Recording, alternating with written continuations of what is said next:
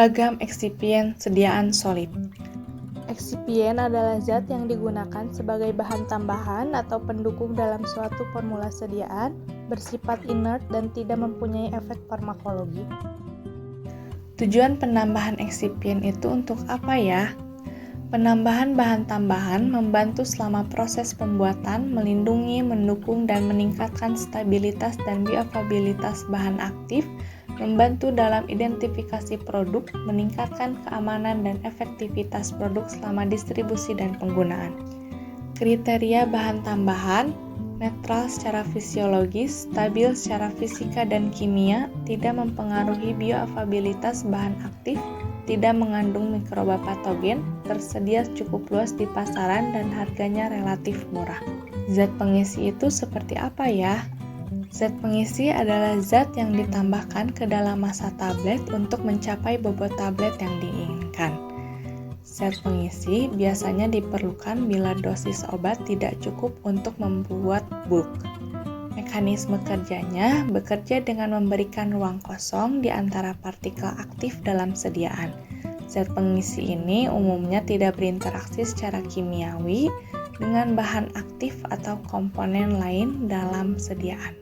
Contoh pengisi: bahan organik dari dekstrosa, laktosa, sukrosa, starch, avisel atau MCC, sedangkan dari bahan anorganik kalsium, kalsium karbonat, dilkalsium fosfat, kalsium trifosfat, magnesium karbonat, natrium klorida.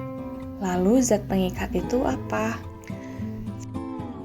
Zat pengikat berfungsi untuk mengikat partikel-partikel bahan sediaan sehingga membentuk satu kesatuan yang padat dan kokoh. Membentuk ikatan antar partikel supaya terbentuk tablet yang baik yang memenuhi persyaratan bobot tablet, kekerasan tablet, dan kerapuhan tablet. Mekanisme kerja: terbentuknya jembatan cair pada saat penambahan bahan pengikat dalam bentuk musilago maupun larutan. Terbentuknya jembatan padat yang dapat terjadi pada saat pengeringan granul basah atau penambahan bahan yang memiliki titik lebur rendah. Kekuatan jembatan kristal bergantung pada kecepatan kristalisasi dan jumlah material yang terdeposit pada saat terjadi deformasi plastis menyebabkan terbentuknya interlocking. Adanya gaya elektrostatiska antar partikel. Contoh pengikat ada hidroksi propil metil selulosa, polivinil pirolidon, hidroksi propil selulosa, sukrosa, mikrostalin selulosa, akasia. Zat penghancur atau disintegran. Disintegran merupakan peristiwa hilangnya kohesi suatu bentuk sediaan pada tablet karena pengaruh medium menjadi bentuk granul atau partikel penyusun tablet. Disintegran berfungsi untuk mempercepat proses hancurnya sediaan tablet di dalam saluran pencernaan sehingga bahan aktif yang terkandung dalam tablet dapat cepat diserap oleh tubuh. Mekanisme kerjanya dapat meningkatkan kecepatan penyerapan air oleh tablet, menarik air ke dalam tablet, terjadi peningkatan tekanan hidrostatik dalam tablet. Mekanisme kerja kapiler terjadi ketika cairan masuk ke dalam celah-celah kecil di antara partikel padat pada permukaan tablet dan mengembangkannya, sehingga menyebabkan perpecahan tablet. Mekanisme kerja pori. Media akan berpenetrasi ke dalam tablet dan menggantikan udara yang berada di antara partikel-partikel yang kemudian melemah ikatan intramolekul tablet dan merusak tablet menjadi ukuran halus. Contoh zatnya ada amilum atau pati.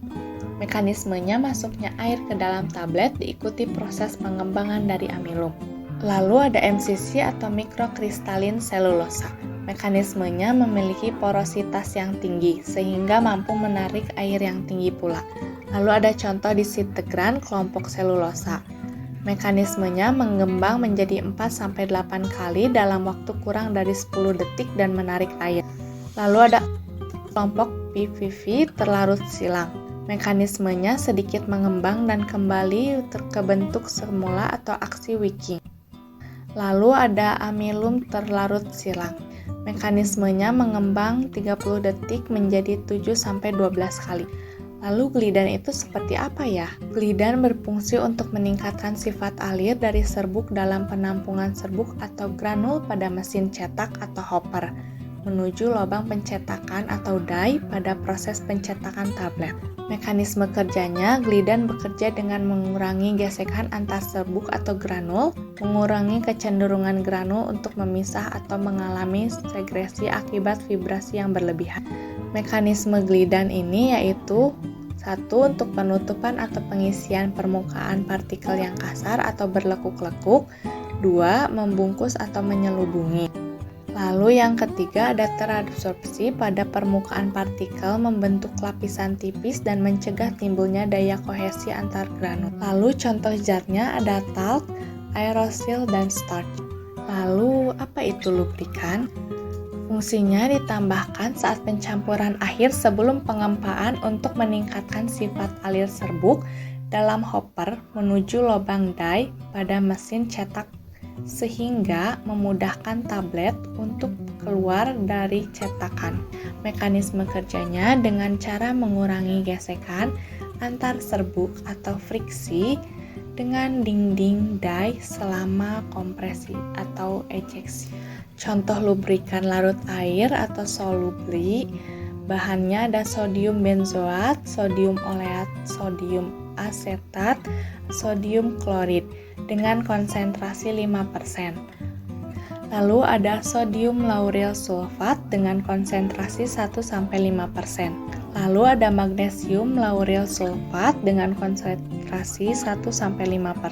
Lalu ada boric acid dengan konsentrasi 1%. Lalu PEG 4000 dengan konsentrasi 1-5%.